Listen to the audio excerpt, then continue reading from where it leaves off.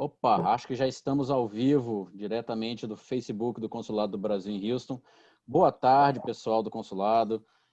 Estamos aqui para mais uma tarde super gostosa. Eu gosto das palestras das quartas-feiras, são importantes, são temas relevantes para a comunidade brasileira, mas as quintas-feiras são bem mais gostosas, né? Porque a gente fala para as crianças, fala de temas super gostosos, super interessantes. E hoje a gente aqui no Consulado, deixa eu mandar um abraço aí para o pessoal do Texas, do Colorado, Kansas, Arkansas, Novo México, Louisiana, todo mundo que faz parte aqui da jurisdição do consulado. Oklahoma, quase que eu esqueço. O pessoal de Oklahoma vai ficar com raiva de mim, mas esqueci não. Hoje a gente não tem uma convidada nem duas, tem 3 convidadas, porque né, a gente pode. São 3 escritoras brasileiras, escritoras que escrevem para crianças, e vão compartilhar com a gente as suas experiências como escritoras e como pessoas interessadas em dar permanência à língua portuguesa, mesmo fora do Brasil. Tema que é super caro ao Consulado do Brasil em Houston, como vocês bem sabem. Então, as nossas 3 convidadas de hoje... Bom, deixa eu fazer outros agradecimentos também. O primeiro agradecimento de sempre é para o pessoal que está assistindo a gente. Essas lives são feitas com muito carinho para vocês, assim, e sempre pensando em ter temas importantes, temas interessantes, temas divertidos, enfim. Segundo agradecimento sempre para a Elizabeth Smart, que trabalha comigo e que carrega todos os pianos nos bastidores. Eu chego para tocar, mas quem afina o piano é ela. E agradecimento para as nossas 3 convidadas. Então, nós hoje vamos ter aqui a Samira Camargo, a Galiana Lediagon, é isso, Galiana? Sim. Muito bem. E a Luísa Cisterna. As 3 são autoras brasileiras, escreveram livros voltados para crianças e voltados para a língua portuguesa no exterior. Vou falar um pouquinho das 3 e depois vou dar a tela para elas, porque vocês não assistiram essa live para me ver, vocês estão aqui para ver elas, né? Então, a Galiana, ela é brasileira de Belo Horizonte, cresceu no interior de Goiás, pertinho lá de mim, eu sou de Brasília. Ela é designer gráfica formada pela Universidade do Estado de Minas Gerais, vive em Houston, hoje em dia, com seu esposo e filhas. É autora e ilustradora do livro O Fantástico Mundo de Zali, como vocês podem ver aí o cartaz atrás dela. Vocês não podem ver ainda não, mas vocês vão ver já, porque não está aparecendo para vocês ainda. Ela tem como intuito não só estimular a língua portuguesa das próprias filhas, como também de outras crianças que vivem dentro e fora do Brasil. A Samira, ela é especialista em alfabetização em língua portuguesa, fundou em 95 a primeira escola de reforço escolar na sua cidade natal, São José do Rio Preto, lá no interior de São Paulo. Em 2017, fundou o projeto Tertúlia Lusófona, que tem como missão manter viva a língua portuguesa dos filhos migrantes lusófonos ao redor do mundo. É pedagoga formada pela Unesp de São José do Rio Preto, especialização em psicopedagogia pela FAMERP, Faculdade de Medicina de São José do Rio Preto. Chanceler da Academia Brasileira de Escritores, onde eu quero saber mais sobre essa atividade. Membro da Associação Portuguesa de Poetas. Já publicou obras autorais As Sete Marias, livro premiado na Suíça, em 2018, e Só Mesmo com Muita Fé, também de 2018, além de ter participado de várias antologias. E a Luísa Cisterna, nossa terceira convidada, ela é brasileira, mas reside hoje em dia em Calgary, no Canadá, já há 15 anos, na verdade. É formada em letras pela UERJ, né, do Rio de Janeiro, e educação de adultos pela Mount Royal University. Ela dá aulas de inglês para migrantes no mais prestigiado college da cidade de Calgary, lá no Canadá. Por um bom tempo, também lecionou português em universidade para várias empresas de petróleo. O pessoal não pensa só nas crianças, tem muita gente, muito engenheiro, muito especialista em petróleo, muito tecnólogo, muito que precisa do português, porque o Brasil, afinal de contas, é uma das grandes potências em exploração de petróleo no mundo. A Luísa é tradutora e escritora. Quando foi com a família para o Canadá, os filhos tinham 3, 7 e 9 anos e tiveram que aprender a língua inglesa, e ela e o marido resolveram que fariam de tudo para preservar também o português, né, a língua mãe das crianças. E ela também já escreveu vários romances e, como ela mesma diz, o amor só pode ser expresso na língua mãe. Isso é uma frase bem interessante. Pelo que estou sabendo aqui, pelo que me contaram, quem começará a falar com a gente vai ser a Samira Camargo. Samira, obrigado por estar falando com a gente. A tela é toda sua, qualquer coisa, vocês me gritem aqui. Em primeiro lugar, quero agradecer ao Consulado Geral do Brasil em Houston pelo convite. Nós 3 ficamos muito felizes com essa oportunidade de falar um pouco da nossa língua portuguesa, né? Para as crianças de modo geral, que hoje é um dia especial para as crianças, e para os papais, né? Para o papai e para a mamãe. Então, o que essa live de hoje tem como finalidade é falar sobre a língua de herança e falar da possibilidade que os pais têm em usar os livros de literatura, né, para que as crianças possam estar sempre presente com a língua portuguesa.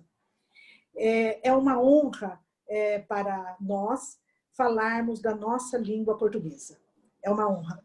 Durante toda essa hora que ficaremos juntos, nós três vamos falar muito sobre essa questão da nossa língua portuguesa. Pode seguir.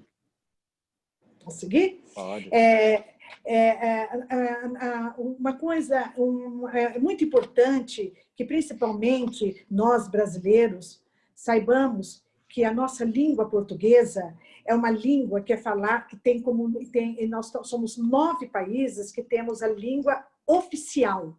Tem outros países que também adotam a língua portuguesa, mas somos 9 países falantes da língua portuguesa oficialmente. Então, nós temos na Europa Portugal, na África nós temos 6 países na África que têm como língua oficial a língua portuguesa: Moçambique, Angola, Cabo Verde, Guiné-Bissau, Guiné Equatorial, São Tomé e Príncipe. Temos um país na Ásia, Timor-Leste, e nós, aqui da América do Sul, Brasil, com 210 milhões de falantes da língua portuguesa. Então, a língua portuguesa é uma língua que nós devemos entender como um idioma, principalmente para as crianças que vão embora do Brasil. É uma herança, por isso que fala língua de herança. É uma herança que os pais carregam quando saem do Brasil. E deve sempre preservar essa herança que eles já levaram na mala. Eles já levaram, ou às vezes o papai é brasileiro, às vezes a mamãe não é, às vezes a mamãe é e o papai não é. Mas, independente disso, um dos pais, ou os pais, eles levam na mala essa herança, que é a nossa língua portuguesa. Então, isso é muito importante que ocorra essa preservação dessa língua portuguesa com as crianças, porque elas, no futuro, só no futuro, é que os pais vão perceber essa questão tanto econômica, quando a criança sabe falar a língua portuguesa fluentemente, quando ela se torna adulto, ela pode usar isso vai ser um diferencial na vida dela, na vida profissional dela, e também a questão emocional, porque essa criança sempre vai poder falar com os primos que ficaram no Brasil, com os tios que ficaram no Brasil, com os avós que ficaram. E se a família não cultivar essa língua de herança em casa, quando ela ficar adulto, a criança ficar adulta, ela vai perder essas 2 possibilidades. A possibilidade social de ganhar até mais financeiramente, porque ela vai saber mais um idioma, e essa questão emocional, que é importantíssima na vida adulta desta criança. E também desta família, porque a família, quando preserva a língua de herança, essa família pode receber os primos, pode voltar para o Brasil para passear. Isso, e além de tudo, a língua traz também a sua cultura, toda a sua cultura.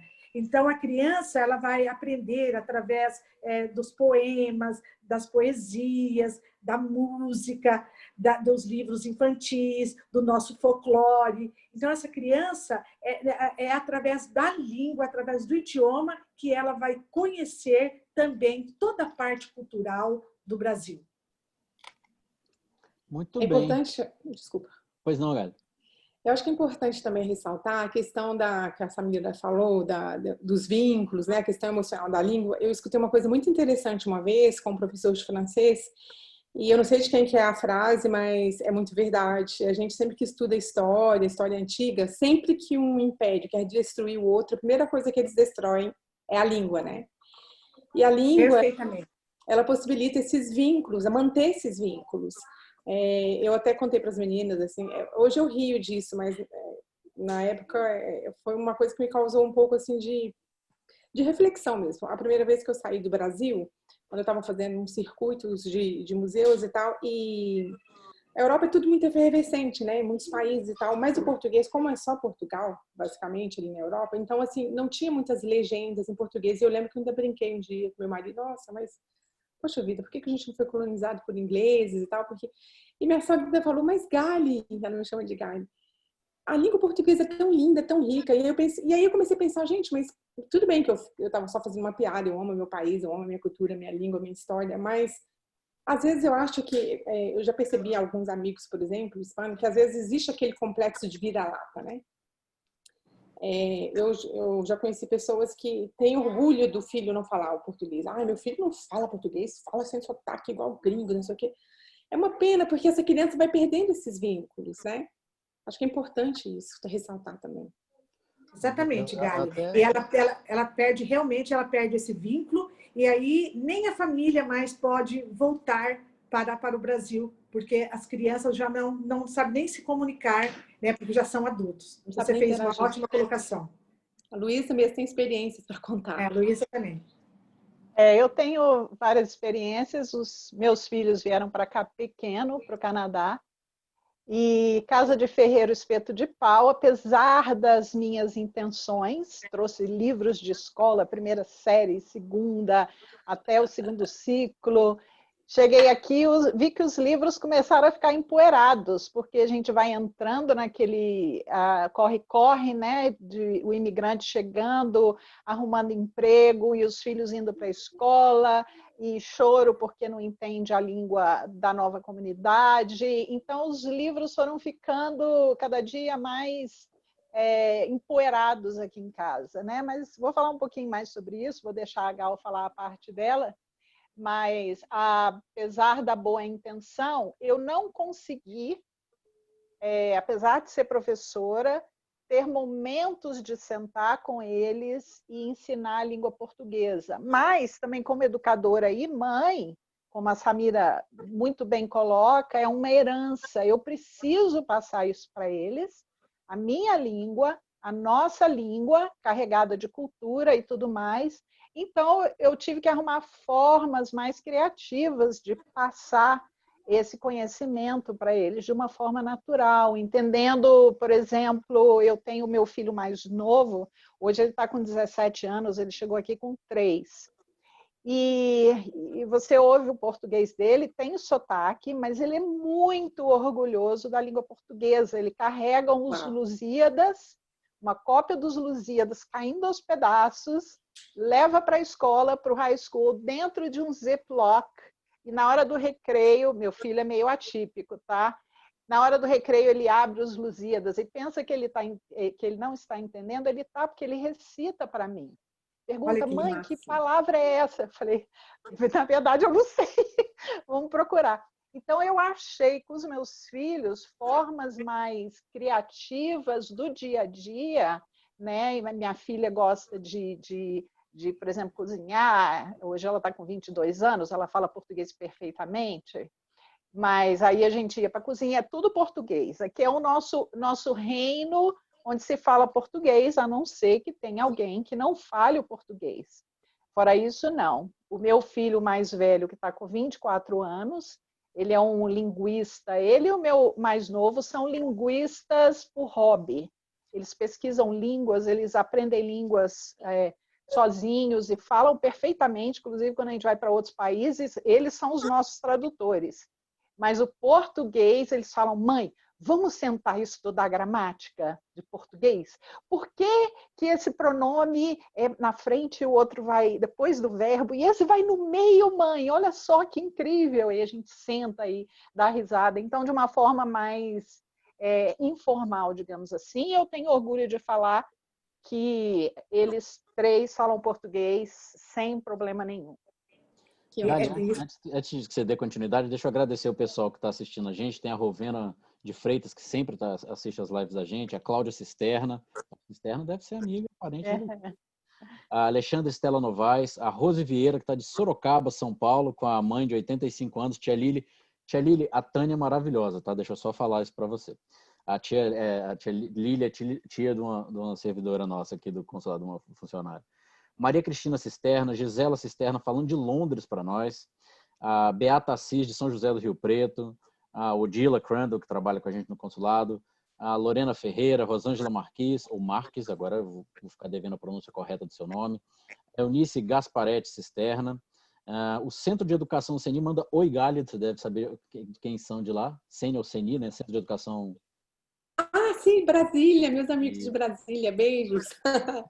Juliana Cisterna falando da Itália, Geraldo Matos, Eliana Maria Ferrarese, enfim, um monte de gente assistindo aqui. A gente tem algumas dúvidas, algumas perguntas, eu vou segurá-las aqui um pouquinho até mais para frente. E também tem a Mônica Hennessy, acho que a pronúncia é essa, Mônica. Minha amiga aqui de Houston. E, enfim, tem algumas perguntas já aparecendo por aqui, a gente vai segurar um pouquinho, deixar as palestrantes falarem e depois bombardeá-las com perguntas. Então, não, vou só fazer uma colocação muito que eu acho que talvez seja pertinente, que o que a Luísa falou, por exemplo. A gente entende que, ao mesmo tempo que é preciso preservar a língua de herança, tem também a necessidade de se readaptar, né, Samira, né, Luísa? A Beth também, que mora aqui, essa necessidade de se adaptar, ela é real, né? E muito da nossa vida depende disso, né? O deslanchar na escola, o trabalho, enfim. Então, no meu caso, as minhas crianças vieram com 5 meses de idade. Então, elas praticam muito português comigo em casa, mas a tendência é ir perdendo, né? A tendência é ir perdendo porque todo o universo, a língua majoritária, que é a língua local, e aqui ainda tem duas, que é o espanhol e o inglês, aqui no Texas, né?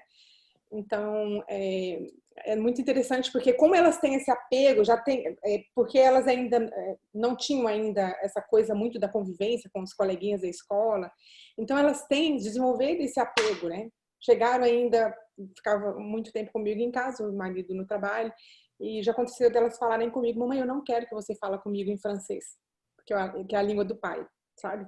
Ou não quero que você fale comigo em inglês. Quando a gente está com uma amiguinha em inglês, às vezes elas se recusam. Mas eu acho que essa evolução ela vai sendo gradativa e assim, a gente não precisa ter medo, que as crianças elas absorvem muito rápido, elas não pensam na complexidade da língua, então a gente fica com medo, mas elas se viram. Com certeza, aí tem a desculpa, Samira. Não, eu ia falar exatamente, eu ia citar você. Eu acho que os pais deve ter como exemplo a Luísa. Ela transformou a casa dela num local onde os filhos podem desenvolver a questão da língua portuguesa, que é a língua de herança. Então, na casa dela, quando está ela, o esposo e os filhos, só falam português. Não é isso, Luísa? Com certeza. É isso que os nossos queridos pais brasileiros que estão aí nos Estados Unidos, né, e no mundo todo, devem fazer, né? Transformar a sua casa. Eu achei até muito bonito uma aluna que eu dei aula, uma mãe que eu dei aula, inclusive no curso que eu dei aí em Cyprus, junto com a Gali, que uma mãe disse que eu achei muito interessante. Ela falou que ela decidiu falar para os filhos que, a partir do momento que entrasse no portal, na porta da casa, a porta da casa seria o portal da língua portuguesa. Eu achei isso maravilhoso. Então, as crianças já aprenderam que quando entrarem na porta da casa, para dentro da porta, já está no mundo da língua portuguesa. Você lembra, Gabi? Muito legal. Então, sim. Isso eu achei muito legal. Então, os pais brasileiros, eles têm que ter orgulho da nossa língua. Exato. Não podemos confundir a língua com as dificuldades que o Brasil tem, as dificuldades que eles passaram, talvez, aqui no Brasil. Não pode confundir a língua, o idioma da língua portuguesa com as mazelas que possamos ter no coração em relação ao Brasil, entendeu? E sim, que a língua portuguesa é uma herança que as crianças terão no futuro. Exato. Isso vai valer muito, vai valer financeiramente e vai valer emocionalmente. Com certeza, e até se for olhar, Samira, pelo aspecto de aquisição de linguagem, que eu estudo isso é tem sido minha vida aqui no Canadá. Eu ensino língua inglesa e cultura canadense e também português, algumas vezes, né, para o pessoal de petróleo e tudo. É tão mais fácil a aquisição da linguagem, ela se dá do momento que a criança nasce, ou quem sabe até dentro do útero, ouvindo sons maternos e paternos, né, os sons à volta, até mais ou menos, acreditam-se os linguistas, por volta de 13, 14 anos, é como se fosse fechando uma janela de oportunidade linguística. Mesmo que o seu filho não fale direito português, porque às vezes é difícil. Minha filha fala, mãe, ela fala perfeitamente sem sotaque, fala pelos cotovelos.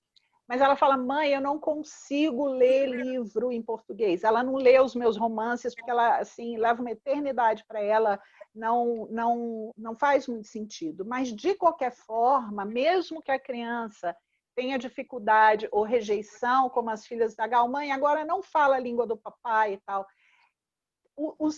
Todo aquele sistema, aqueles códigos linguísticos vão estar em algum lugar no cérebro da criança, para que no futuro, se ela precisar, vamos dizer, ela fala o português todo quebrado, palavras soltas, estruturas, né, quebradas.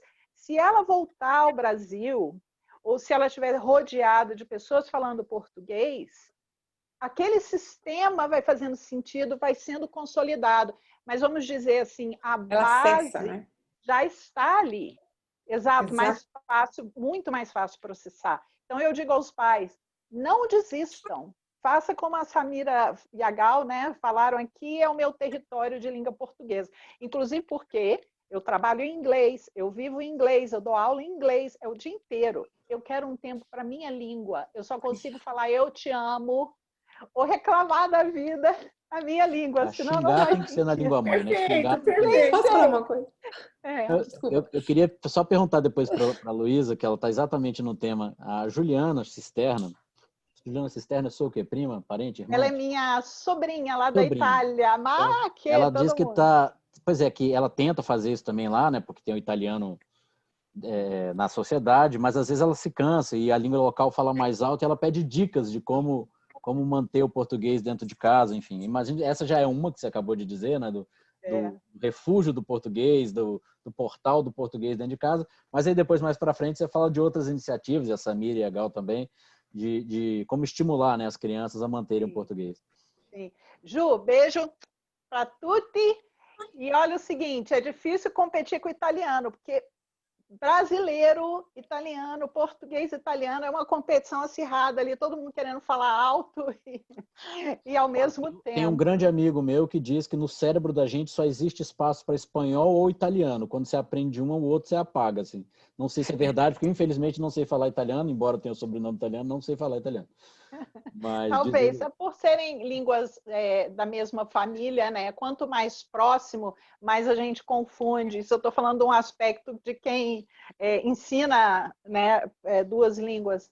Mas é realmente difícil e é cansativo, principalmente quando a gente está dizendo para os filhos, tem que fazer isso, chega do trabalho cansado, tem que fazer isso, tira o sapato e vai não sei o quê, e lava a mão e tá. É cansativo. A entendeu? Rovena fala aqui que a expressão de amor sincera mesmo dela com os filhos é só em português também. Pode ser em outras línguas, mas a de verdade é em português. Mas pode falar para a sobrinha da Luísa que realmente para a mãe, principalmente para a mãe, é extremamente cansativo. Uhum. Nós temos que confessar que é extremamente cansativo para a família preservar a língua de herança. Então, isso é natural. Isso vai acontecer enquanto as crianças não tiverem adultas. Vai acontecer. Então, é natural isso. Quando ela estiver desanimada, ela respira e fala em português. Com certeza. Tudo foi na sua vez que a gente está falando, né? Como é que é? Se você quiser retomar, não, estou dizendo que tudo que a gente está conversando estava no meio da Gal falando, a gente interrompeu. Imagina! Isso, Gal, vai em frente. Manda, gostoso é isso, a interação. Claro. Não, eu só vi uma coisa muito interessante no Facebook, esses memes aí, porque é isso que as meninas falaram, é verdade, que eu preservo, eu falo 90%, 90% ou 99% em português com as minhas filhas, obviamente. Mas às vezes você está no ambiente e aí sempre sem querer, é igual quando você está num outro estado no Brasil e você vai pegando aquele sotaque, né? De repente você solta uma palavra da língua local ou a palavra, ou no caso a língua do meu marido e tal. E elas falam, mamãe, eu não gosto que você fala, por favor, português. E elas já falavam isso com 4 aninhos, e é muito interessante. Mas o que eu vi mesmo interessante é que assim, a gente conversa com o filho, às vezes, na língua local e tal, mas na hora que a gente quer dengar, é uma coisinha bonitinha de mamãe, não sei o quê, sabe? Essas coisas. Assim. É muito engraçado como que sai no automático. Ainda bem.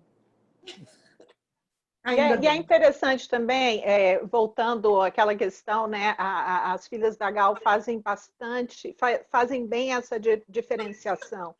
Porque com 4 anos elas falavam isso. Não fala essa a língua do papai, era a nomenclatura que elas usavam. Porque é claro que as crianças sabem identificar as diferentes línguas, os diferentes códigos. Esse é o código do papai, esse é o código da mamãe, esse código eu uso quando eu estou lá fora com os meus amigos. A criança, ela sabe. Por isso que eu insisto, como minha sobrinha perguntou, a Juliana, não precisa ser uma coisa formal. Ou quando você chega em casa que está pela hora da morte querendo descansar e a criançada não te obedece nem na língua que eles entendem mais facilmente, que dirá numa outra língua. Não é o momento.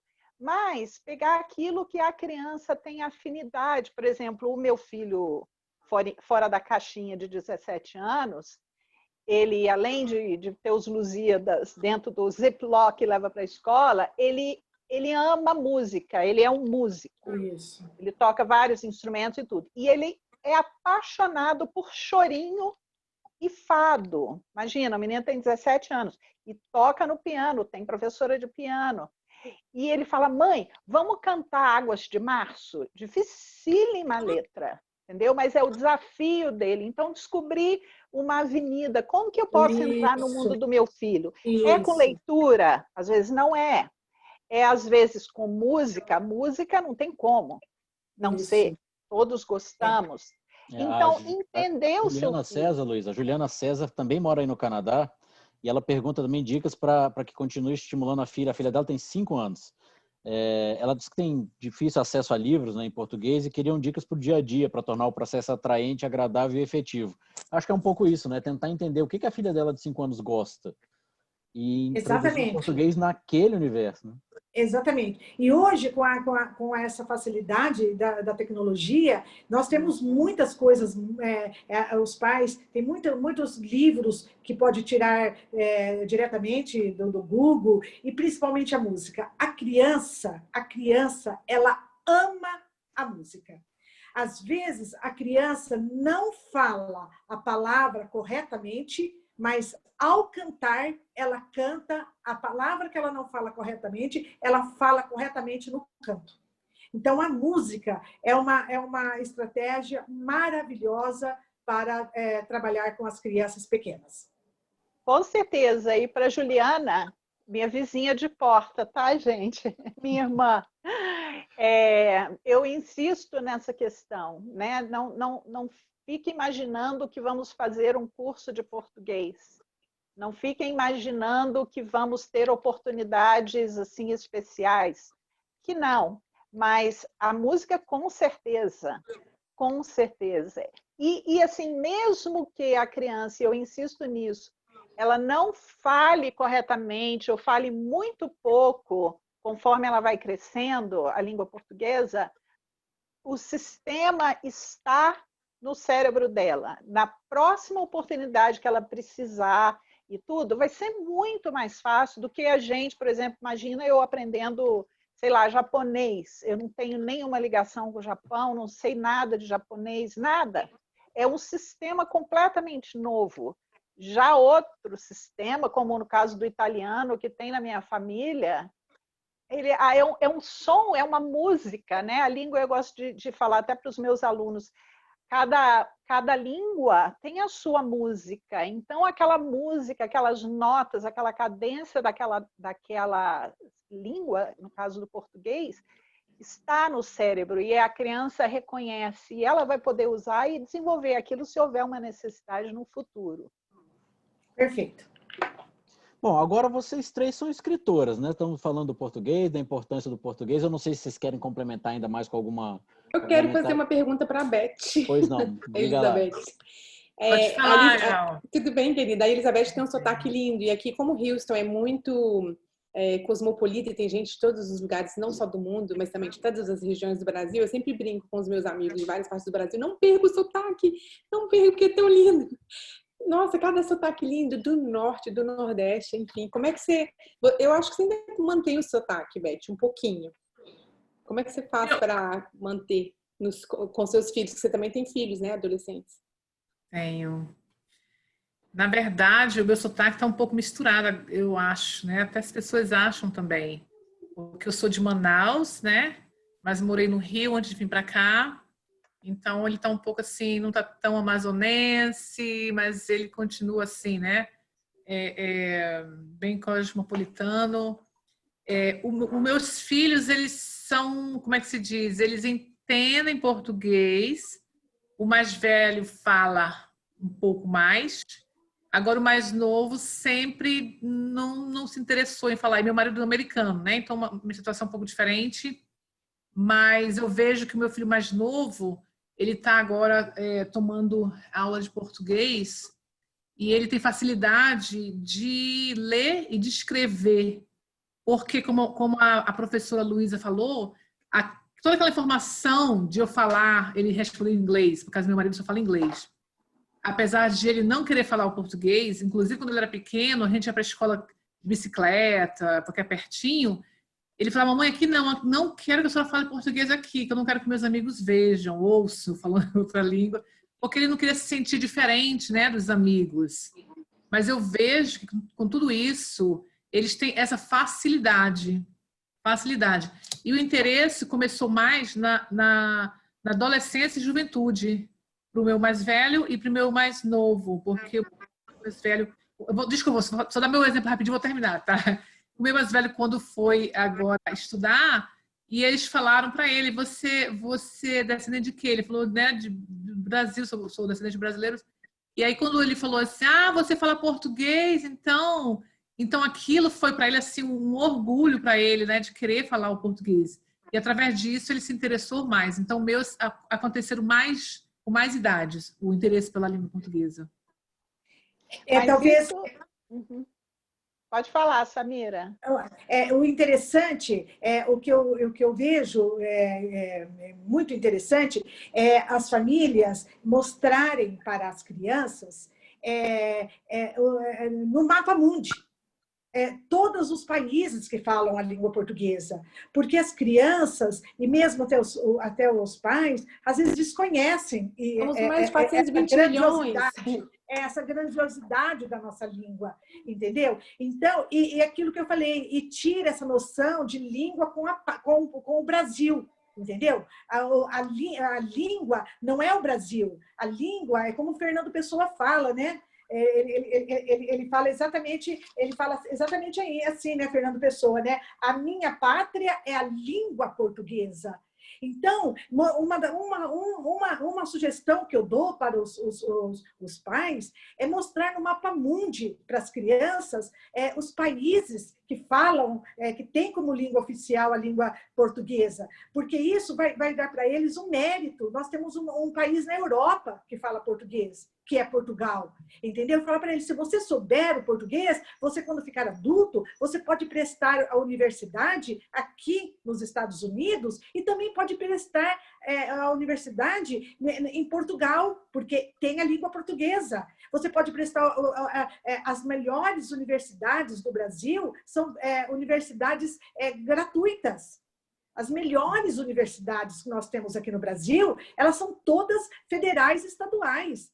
Entendeu? Então, por que não mostrar para a criança essa possibilidade de idioma, essa possibilidade de ter um idioma a mais, entendeu? E que isso vai fazer dele a diferença, porque quando o brasileiro está em outro país, ele tem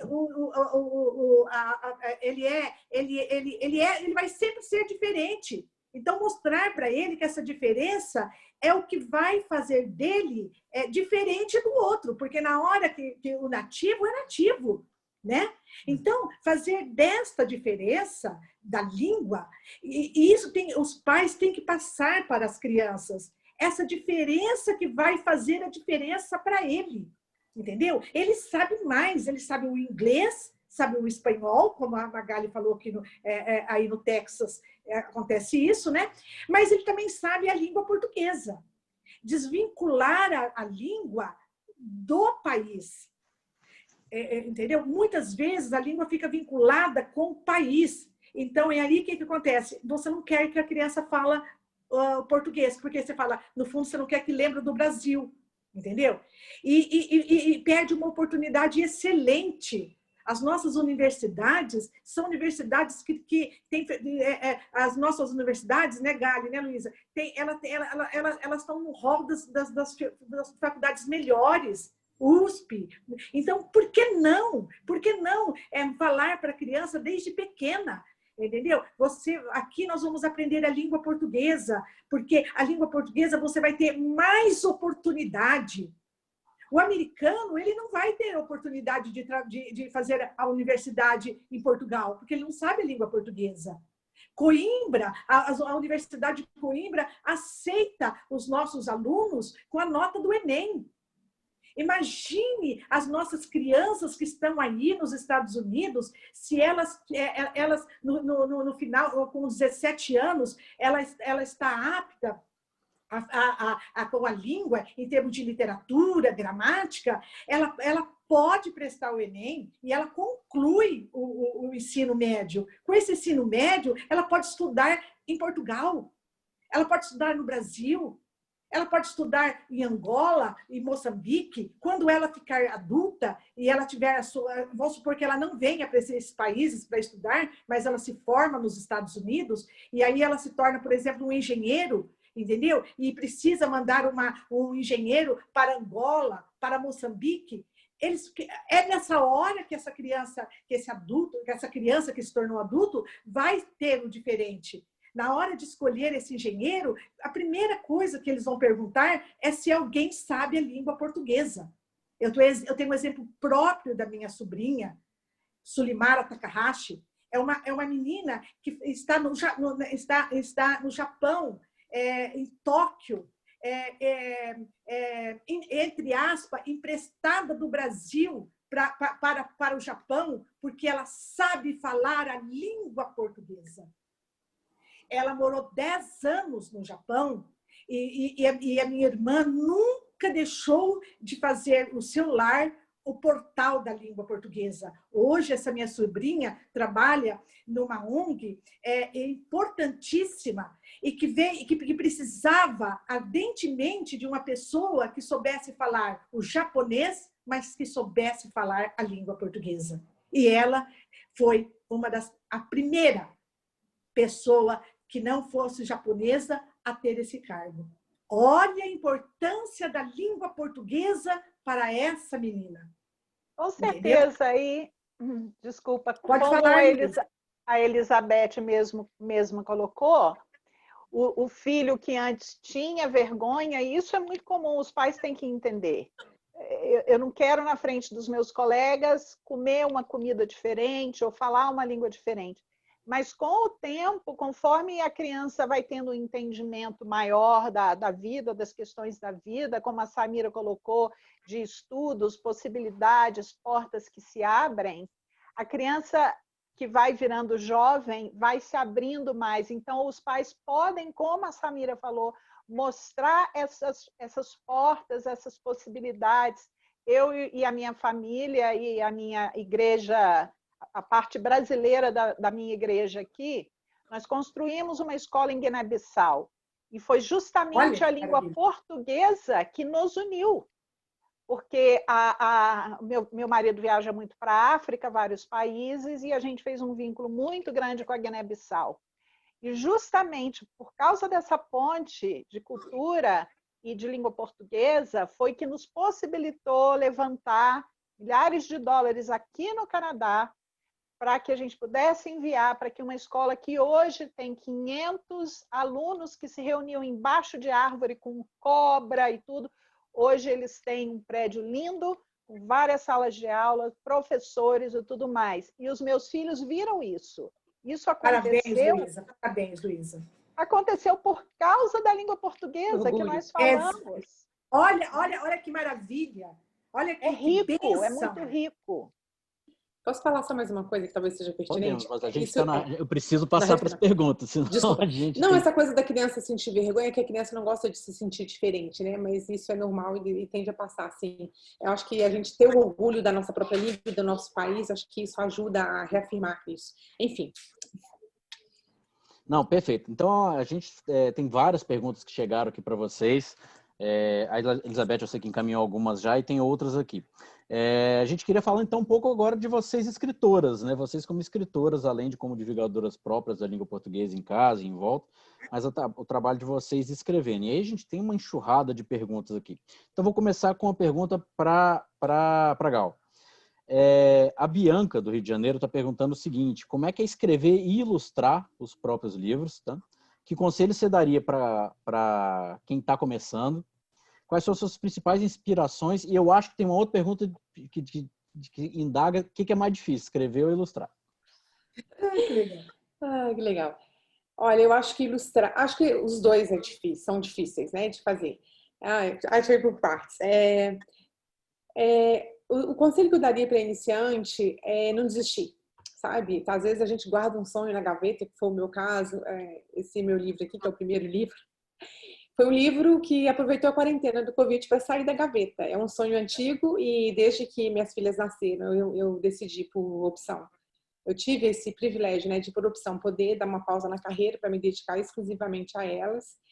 Mas você sabe, criança pequena, ainda mais gêmeas, a gente tinha uma vida muito corrida, então fui adiando. A inspiração, no caso desse livro, foi a minha infância. As Ali sou eu, quando eu era criança, e tudo que está retratado no livro são percepções. Eu era muito criativa e eu me sentia muito inadequada e fora dos padrões, muitas vezes, por causa disso. Já na Universidade de Comunicação Visual, que é uma das melhores do Brasil, na Universidade Estadual de Minas Gerais, eu me lembro de me sentir inadequada. Então, eu tenho vários projetos na gaveta, saindo aos poucos, alguns em parceria com várias amigas. Quero fazer uma linha com várias amigas diferentes, com vários temas, mas eu acho importante começar com esse mundo magnífico da infância, da criatividade, como uma forma também de passar uma mensagem de aceitação, sabe? De empatia. E que bom que as pessoas são diferentes, e que bom que as pessoas têm dons diferentes, porque se todo mundo fosse igual, o mundo seria uma loucura. Então, basicamente foi isso. E são as minhas memórias de infância, né? Obviamente que às vezes a gente floria um pouco mais aqui, uma ilustração aqui, uma rima ali, mas baseado na minha própria experiência. E o que foi mais difícil, ilustrar ou escrever? Eu escrevo com muita facilidade. Eu acho que meio a meio, porque como eu traduzi em 4 línguas, então assim tem coisas que não se adequam bem, que o contexto surge completamente diferente na outra língua e é muito complicado. Além de tratar imagens também é uma coisa complexa, mas é uma coisa que eu faço com o pé nas costas, né? Ilustradora desde criança. Muito bem. Temos mais perguntas aqui. Deixa eu ver aqui para quem são as perguntas. Tem umas para Gal, deixa eu alternar aqui entre. Sim, claro. Tem muita pergunta para você. Tem muita pergunta. Deixa eu só reentrar aqui na minha listinha, que por acaso o meu e-mail resolveu passear. Só um pouquinho. Às vezes tem perguntas repetidas também, né? Isso, tem muitas porque perguntas. elas me mandaram cópias. Olha, eu te perguntei isso. Eu falei, olha, você perguntou a mesma coisa que a Bianca. Não, exatamente. Já tinha uma pergunta aqui falando sobre como foi escrever em 4 línguas, que meio que você tratou de passagem aí. Eu queria perguntar para a Luísa agora. A Débora está perguntando para você por que você escreve livros.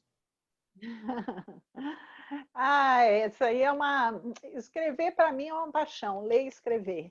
E como eu sempre li muito, caiu aqui. Desde infância, eu sempre li muito. E eu acho que chega um momento, depois de tanta leitura, que aquilo ali começa a querer sair. E foi de uma necessidade de como se estivesse me sufocando, eu precisava colocar para fora. E comecei a escrever. Eu gosto de ler suspense, thriller, essas coisas, mas comecei a escrever mesmo foi romance, um pouquinho de mistério e tudo mais. E tomei muito gosto. Eu falei assim, eu acho que eu tenho tantas ideias de tantas coisas que vivi, eu posso passar um pouco disso, mesmo que em ficção. E foi por isso que eu comecei a escrever. É uma coisa assim muito prazerosa. Depois de 9 livros que publiquei, eu mesma aprendi todo o processo de autopublicação e tudo. Tenho revisor e capista, mas eu faço mais ou menos tudo sozinha. Isso me dá prazer também de aprender coisas novas, né? Então foi por isso. Teve muita pergunta que chegou aqui para a gente, que são perguntas mais complexas, que tem uma lista de perguntas, por exemplo, de idade ideal para alfabetização, etc., que a gente vai encaminhar por e-mail para que seja respondido com um pouquinho mais de detalhe. Não seria possível a gente entrar em detalhes agora. Samira, o Geraldo Matos te pergunta como é que foi a sua experiência comercial com o livro As Sete Marias.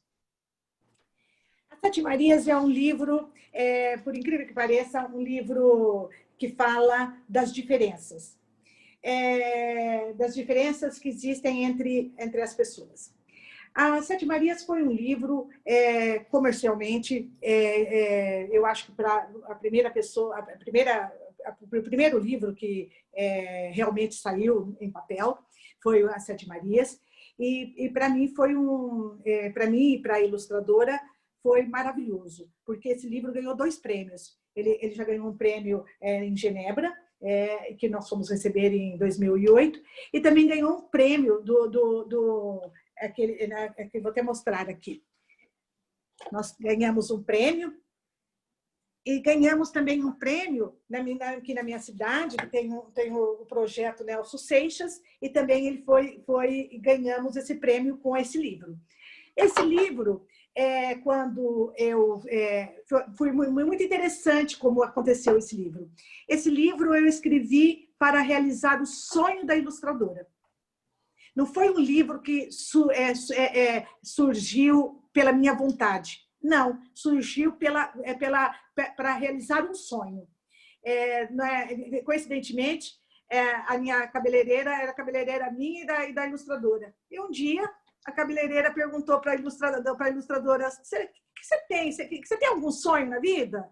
Aí a Germana Zanetti, que é a ilustradora do livro, que ela desenha só Marias, ela só desenha Marias. Ela falou, não, eu tenho um sonho de ilustrar um livro. Aí a minha cabeleireira falou assim, eu conheço uma escritora. E aí ela falou tanto que fez com que nós nos conhecêssemos. Eu não conhecia a ilustradora. E aí quando eu fui conhecê-la, eu já fui com o nome do livro, né? Para falar sobre o nome As Sete Marias, por isso que chama Marias, porque a ilustradora só desenha Marias. E aí, como eu fui muitos anos professora, eu vi a dificuldade de explicar para as crianças a respeito das diferenças que existem entre elas. E eu nunca tinha visto um livro que falasse do código genético. Então, aí eu propus a escrever uma história para ela ilustrar, mas que ensinasse para as crianças. E ela pediu que eu escrevesse. É interessante que eu fui para escrever um livro para mulheres. Porque como ela só desenha Marias, eu fui pronta para escrever para mulheres. Mas ao chegar e conversar com ela, ela pediu que eu escrevesse um livro para as crianças. Porque ela achava que as meninas deveriam aprender desde cedo sobre essas diferenças. E para mim, eu fiquei maravilhada, porque escrever para criança, para mim, é muito mais fácil. Então, aí eu fiz todo o livro. O livro foi premiado até mesmo sem as ilustrações, em Genebra. E depois ela ilustrou, ela leu a minha história e fez as ilustrações. E o livro fala exatamente sobre isso, que nós somos diferentes por causa da genética, do código genético. Então, é outra situação também que os pais devem explicar para as crianças o motivo que são diferentes. Então, esse livro, realmente, falando para o Geraldo, meu grande amigo, filósofo daqui da minha cidade, Você foi está isso, respondendo também Geraldo. a Rosa Duarte. A Rosa Duarte também perguntou sobre a inspiração, Isso, sobre a Rosa, ganhar o isso. prêmio, se não ganhou, você já respondeu isso tudo. Isso. Então é isso. Esse livro ele teve muito, mesmo financeiramente, porque quando você lança um livro, às vezes você não consegue nem pagar o valor que você gastou, né? Então ele foi um livro que realmente trouxe muita satisfação tanto para mim quanto para a ilustradora. Ele é um livro lindo. A capa é lindíssima. É uma graça. Lindo, Lindo, lindo. Luísa, aproveitar que você mesmo. entrou aqui no nosso vídeo, te perguntar, Luísa. A Sabrina te pergunta quais são seus próximos projetos e temas para as histórias. Quem é que pode dar spoiler? Não sei se pode. Não, eu posso sem dar muito spoiler. Eu estou escrevendo um romance de época, passado no oeste do Canadá, porque a minha vivência é o oeste do Canadá. Mas sempre misturo uma brasilidade. Então, eu tenho tenho de fantasia, que eu estou escrevendo também, e tenho continuação de outros romances que o pessoal tá gostando demais. Então, esses vão ter continuação. Inclusive, a Tatiana está te perguntando, Tatiana Hume, está te perguntando, primeiro, a inspiração para construir a trama do romance, e eu, particularmente, eu escrevo também, então eu sei que isso não é simples, não. Aliás, deixa eu aproveitar e falar para vocês da minha admiração para quem escreve para criança.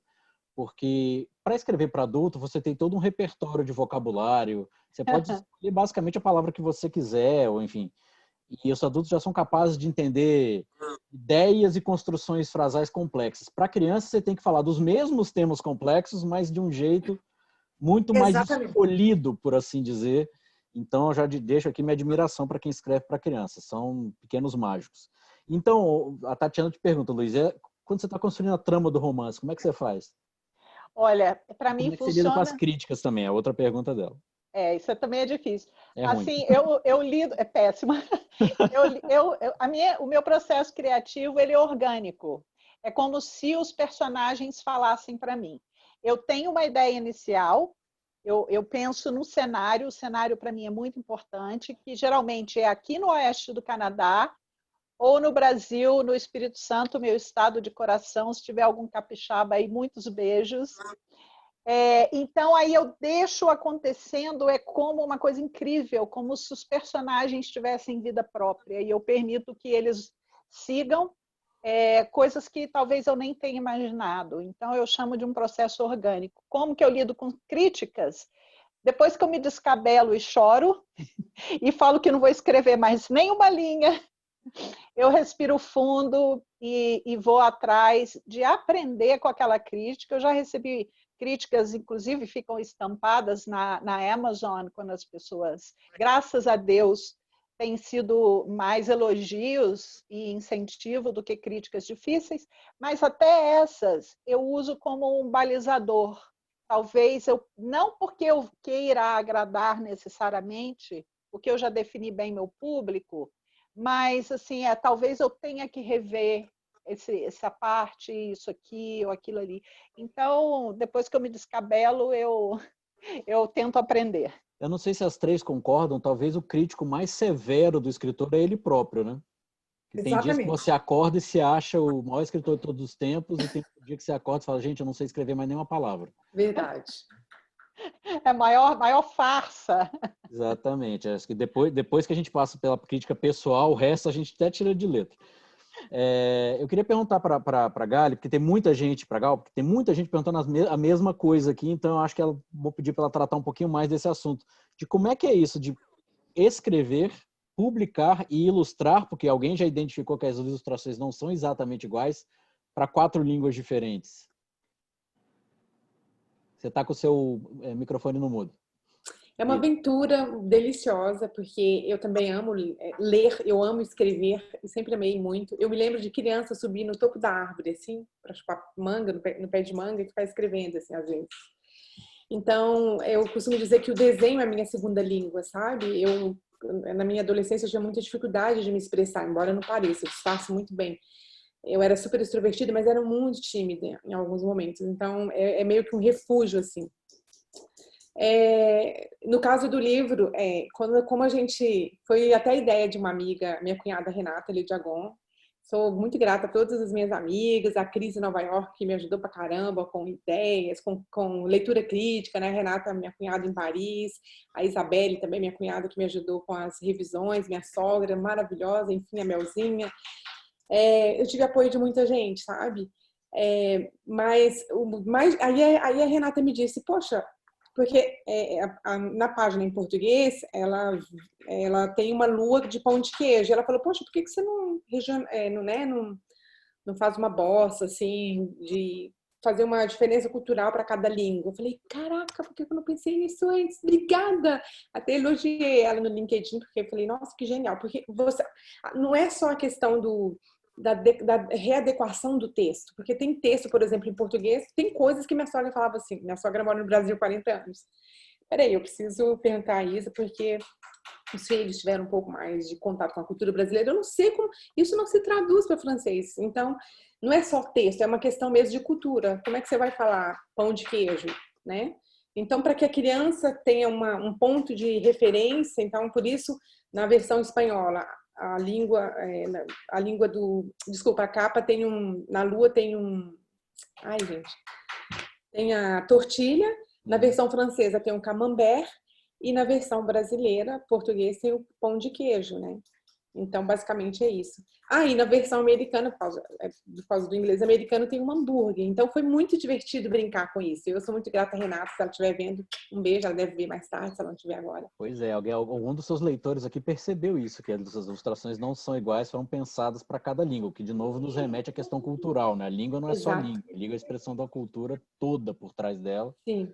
E aí eu aproveito que é oportunidade sempre para falar, porque além dessa questão que a professora Samira, inclusive, ressaltou muito, das oportunidades no mercado de trabalho, a bagagem que a língua portuguesa e de matiz brasileiro te dá, é um país de 200 milhões de habitantes, com a música riquíssima, com esportes riquíssimos, com um povo riquíssimo, pelo menos culturalmente. A gente sabe que o Brasil é um país de extremos, de desigualdades, etc. Mas culturalmente falando, nós temos muitos exemplos maravilhosos. Tem a capoeira, tem o samba, tem o chorinho, exato, tem a bossa nova, tem várias, assim, só para ver o que vem na cabeça, assim, sem pensar muito. Na fotografia, na literatura, tem muita coisa boa do Brasil, e alguém que saiba a língua portuguesa vai ter acesso a esse universo que é gigantesco. Às vezes a gente não valoriza tanto, mas só para dar um exemplo, né, a última tradução do Machado de Assis para o inglês que foi lançado nos Estados Unidos esgotou no mesmo dia, no dia que foi lançado. Exatamente. Então, assim, e não foi ela não esgotou porque os brasileiros compraram, né? Porque certamente os brasileiros comprariam em português. Foi porque os americanos compraram. Então, às vezes a gente não valoriza grandes tesouros que a gente tem. A gente está chegando perto do final, não temos um horário fixo aqui, mas eu queria dar uma oportunidade para vocês falarem. Eu vou pedir para a professora Samira falar um pouquinho do projeto dela, né, que é o projeto Elos da Língua Portuguesa. Depois eu queria que a Luísa e a Gali também falassem um pouco mais e se despedissem. De novo, a gente tem aqui pelo menos mais umas 20 ou 30 perguntas que não foram respondidas. A gente vai encaminhar para elas, pedir para elas responderem direto para quem perguntou. Infelizmente, por mim, eu passava o dia, a tarde inteira aqui batendo papo com elas. Mas, infelizmente, não posso. Não podemos aqui. Mas, então, professora Samira, por favor, fale um pouquinho sobre o Elos da Língua Portuguesa e depois a gente passa para últimas palavras. Perfeito. Elos da Língua Portuguesa é um projeto da Tertúlia Lusófona, que é o projeto que eu tenho, que o nosso fundador, eu tenho um fundador de honra, sou Armando Ribeiro, que mora em Portugal. E a Tertúlia Lusófona, ela fez um convite para a Academia Brasileira de Escritores e para a Associação Portuguesa de Poetas, para as 3 entidades fazer uma homenagem da nossa língua portuguesa através dos 9 países que têm como língua oficial a língua portuguesa.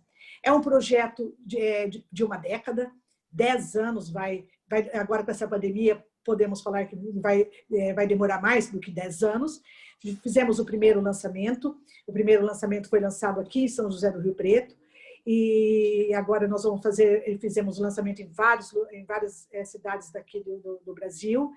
Agora em maio, se a pandemia nos permitir, nós estamos indo para Lisboa para fazer também o lançamento lá do primeiro volume, e já para 2021 sai o segundo volume e nós vamos começar a homenagem por Portugal.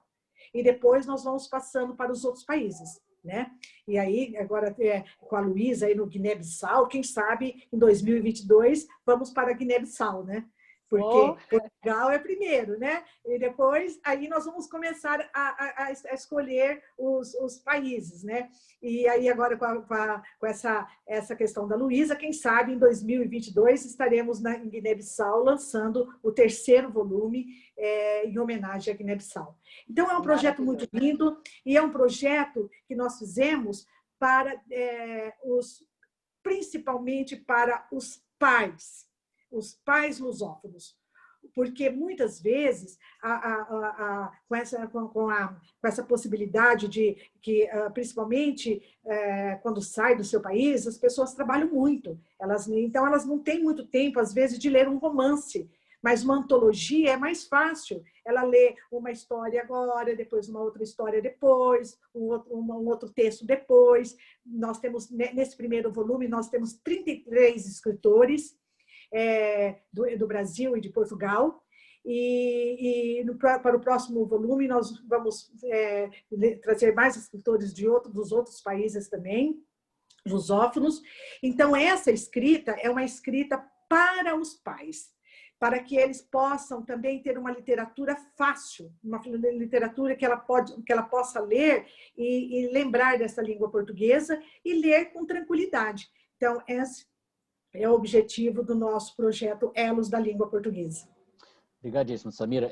Vou começar com a Gal aqui. Gal, eu queria que você fizesse as suas últimas palavras para a gente, se quiser comentar um último tema ou comentar alguma coisa, e também queria que você explicasse onde é que quem quiser comprar suas obras, quem quiser ter acesso à sua obra, se você tiver alguma outra mídia social, site, Instagram, mas a hora de divulgar é agora.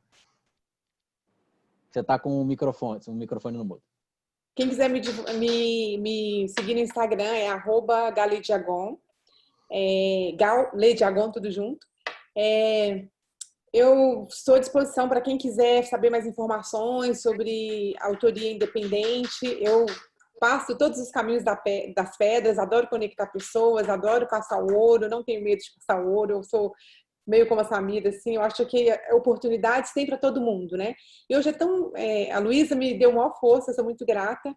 E em breve vou lançar também no Brasil, porque eu quero lançar em outras plataformas, porque a conversão automática do dólar fica meio inviável, eu acho. E eu queria que fosse um livro acessível, sabe? Enfim, me sigam no Instagram para saber mais. E quem quiser, podem me escrever em off, que eu dou todas as dicas. Muita gente perguntou aqui, eu te peço, a gente já te encaminhou as perguntas para que você responda sobre isso de processo de publicar online, processo de publicar no meio da pandemia, etc. Tem uma série de perguntas desses bastidores que a gente te pede para responder para a audiência que te escreveu aqui e te encaminhamos. Gal, brigadíssimo. Obrigada. De repente a gente combina de você voltar um outro dia para ler um trecho do livro ou para mostrar mais ilustrações, enfim. Vamos começar a pensar. Estou à disposição. Obrigada mais uma vez pelo convite. Obrigada a você. Samira, muito obrigado aí por todas as informações que você trouxe. E, enfim, últimas palavras. Últimas palavras? Últimas da live, hein, gente? Últimas palavras, eu poderia falar um poema de Carlos Drummond de Andrade? Você pode falar, contanto que depois você dê os links aí do seu site, do Instagram, do Duelo da Língua Portuguesa, etc. Isso, mas Tertúlia Lusófona, isso. Eu tenho o Facebook da Tertúlia Lusófona, pode entrar, eu estaria à disposição, os pais, principalmente os pais que moram aí nos Estados Unidos. Eu terei imenso prazer de tirar todas as dúvidas e de conversar para que as nossas crianças possam ler um poema maravilhoso como esse de Carlos Drummond de Andrade. A Elos preso, não é? Tem o Facebook da Elos da Língua Portuguesa também. Eu fico o convite aqui para todas as pessoas que gostam de escrever participarem dos próximos volumes. E também eu quero agradecer principalmente os leitores, porque os leitores são fundamentais para o escritor. Porque não existe livro se não tiver leitores, né? Então, os nossos agradecimentos aos leitores que vão ler os nossos livros, né, Gali, né, Luísa? Sim, claro. Porque os leitores, eles são a preciosidade que nós temos, né? E hoje eu encerro, então, a minha fala, agradecendo mais uma vez o Consulado Geral do Brasil em Houston, com as palavras de Carlos Drummond de Andrade neste poema. Canção, amiga. Eu preparo uma canção em que minha mãe se reconheça, todas as mães se reconheçam e que fale como dois olhos. Caminho por uma rua que passa em muitos países. Se não me veem, eu vejo e saúdo velhos amigos. Eu distribuo um segredo como quem ama ou sorri. No jeito mais natural, dois carinhos se procuram. Minha vida, nossas vidas, formam um só diamante. Aprendi novas palavras e tornei outras mais belas. Eu preparo uma canção que faça acordar os homens e adormecer as crianças. Que lindo. Por isso que eu gosto das nossas lives de quinta-feira, porque o nível é altíssimo e é muito delicioso. Não, as de quarta são boas também, mas que de vez em quando a gente tem que falar assim, de imposto de renda nos Estados Unidos, né? de pandemia, tá? São temas super importantes, mas não tão deliciosos quanto os da quinta-feira. Luísa, com você. Olha, muito obrigada por essa oportunidade, fantástico, adorei estar aqui. Convido vocês também a visitarem minha página no Instagram, Luísa Cisterna _, e também no Facebook. Minha página no Amazon, vocês vão encontrar todos os meus livros, Luísa Cisterna. Tenho também um grupo totalmente grátis, voluntário, de escrita e publicação de livros. Quem quiser aprender a escrever romances, quem quiser aprender como publicar na Amazon, me chama, porque eu tenho um grupo no Telegram. A gente tem que dar tiro assim, em todas as mídias, né? Justamente para a gente divulgar a nossa língua, essas palavras tão lindas. E agradeço de coração. Pois é, então para você que é interessado em literatura para criança, em literatura para adultos, se você quer escrever, se você tem interesse em edição online, tem interesse em ilustração, tem tudo quanto é coisa aqui para em divulgação da língua portuguesa. Nós temos, como eu comentei aqui, nos bastidores aqui, chegaram dezenas de perguntas para cada uma das três. E aí a gente já encaminhou para ela. Se tiverem mais alguma, manda para o consulado, a gente encaminha. E são iniciativas, portas que se abrem aqui para a futura cooperação com a gente, e para o pessoal mesmo interessado em português como língua de herança, em como é que faz para... Tem uma pergunta que corre todo mundo assim, como é que eu faço para o meu filho ler? Eu sou bibliotecário de formação, né? Minha melhor resposta é a seguinte, leia também. Né? Isso, leia para ele. Exemplo, jamais não tem jeito. Criança, para todo mundo que tem filho, enteado, sobrinho dentro de casa, sabe. Posso aproveitar e fazer uma utilidade pública depois? Pois não, mas eles ouvem 10% do que você fala e 90% do que você faz. Então, melhor a gente fazer, sobretudo crianças mais novas, tá? Desde pequeno, acostume com a presença de livro. Mostre para eles que livro pode ser uma coisa interessante. Vou dar um exemplo aqui de casa, né? Eu tenho um de 14 anos. Que está aqui, desde criança, a gente começou assim, primeiro a esquecer livros infantis ou livros bem ilustrados, livros que são fisicamente gostosos. Tem uns livros infantis que eles vêm fisicamente preparados para ser interessantes. Livros de animais que vêm com a reprodução do que seria o pelo ou o couro do animal, ou livros que fazem barulhos. São livros brinquedos, né? E dali para a história em quadrinhos, que é uma entrada espetacular para qualquer criança começar a ler. E dali para livros mais interessantes. E aí, quando ele já estava assim, com seus 10 anos de idade, eu comecei a dar livros mais grossos, mas assim, sempre dos assuntos que ele gosta. Ele adora jogar Minecraft, por exemplo. Então, eu dei lá livros de aventuras do Minecraft para eles. O livrão de 200 páginas, com 10 anos de idade, ele já devorava os livros. Não adianta dar José de Alencar para uma criança de 8 anos de idade. Não é por aí. Não adianta você dar a Veja para ele ler, assim, a Isto É, a época. Eu não estou fazendo propaganda de revista nenhuma, tá? Estilo de linguagem.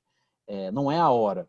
Né? Então, assim, conquiste pelo que é gostoso. Né? E tem muita coisa gostosa em literatura brasileira. Então, muito.